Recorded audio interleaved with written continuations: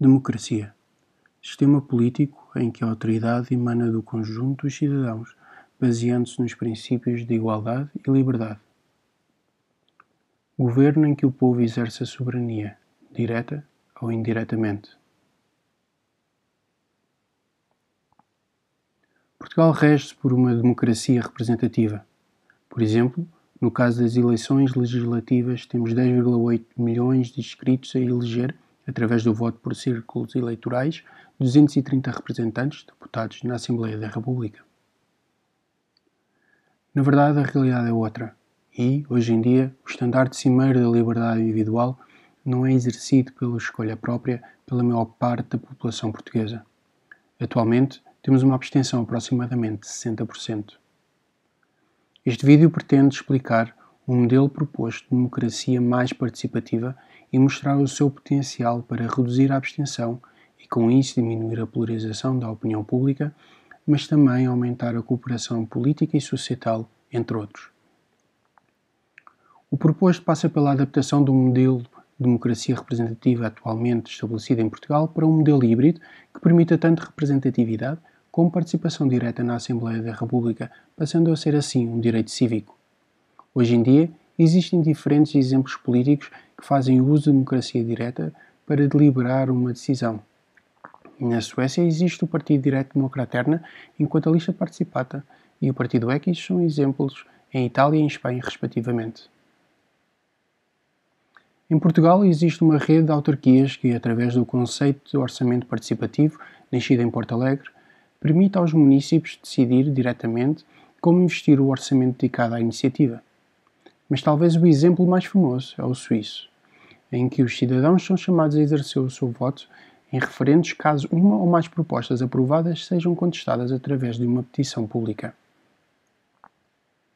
A ideia que se propõe pode-se entender como a união das vantagens tanto do modelo adotado pelo Partido Direto Democraterna como no sistema suíço, com adaptações para colmatar as desvantagens dos mesmos.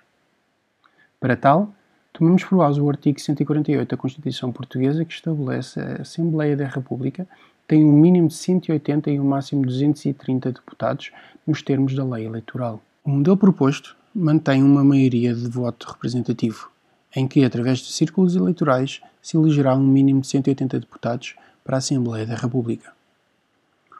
O número total de deputados eleitos dependerá do número de cidadãos inscritos antecipadamente para voto direto, por ciclo eleitoral, podendo estes eleger até um máximo de 50 assentos diretos que permanecerão vazios na Assembleia. Este grupo de cidadãos de voto direto não poderá exercer o seu voto na data das eleições, mas fá-lo-á durante o ciclo legislativo de 4 anos. Serão chamados a votar quando 2 ou mais partidos com representatividade o peçam. A título de exemplo, assumamos que os votantes em branco são potenciais interessados a voto direto. Nas eleições legislativas de 2019, houve 131.704 pessoas a votar em branco. Considerando estas no processo de atribuição de assentos na Assembleia, significaria a eleição de 2 assentos diretos. Uma vez que o cidadão comum não é necessariamente versado nos vários temas levados à discussão no Parlamento, propomos que o voto direto seja exercido de uma maneira chamada líquida. Este método é o adotado pelo Partido Direto Democraterna. Democracia líquida permite delegação do voto, neste caso em partidos com assento parlamentar. Por exemplo, uma pessoa que trabalhe no sistema educativo poderá desejar votar diretamente em assuntos relacionados, enquanto que outros votantes preferirão delegar o seu voto num partido. Porém, os mesmos votantes poderão querer votar diretamente ou delegar o seu voto a outro partido noutros assuntos levados a plenário. Esta flexibilidade é importante para manter um voto fundamentado e diminuir a exigência do processo ao cidadão comum. Mas porquê? Por que razão é necessário um novo modelo? E porquê especificamente mais participativo? Abordemos então o tema da elevada abstenção. O que é que lhe dá origem? Muitos dizem abster-se porque não se sentem representados pelos partidos existentes na esfera política. Será verdade? Usemos o Censo Social Europeu para comparar a opinião política da população não votante com a da população que vota ora em partidos ditos de direita ou de esquerda.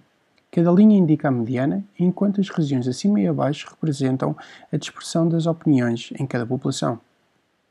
O valor do índice apresentado é usado para ver quão conservadora ou progressista é a opinião de uma população ao longo do tempo. O índice é baseado em perguntas que abordam imigração, género, homossexualidade, disparidade social, valores humanos, etc. Ao longo das 2 últimas décadas, pode-se observar que Portugal se tornou gradualmente mais progressista e que a população não votante acompanha essa tendência, não se mostrando divergente. Ou seja, os partidos políticos deveriam ser a opção ideológica para a população não votante, querendo isto dizer que o problema não é a falta de representatividade. É de notar que o censo mostra ainda que a população não votante é menos polarizada que a votante. No crescente contexto político atual, é então importante atrair esta população para uma participação política mais ativa, tornando-a assim mais saudável e benéfica para a sociedade. Outra variável a considerar é a confiança nas instituições políticas. Isto pode ser novamente testado usando os dados do censo.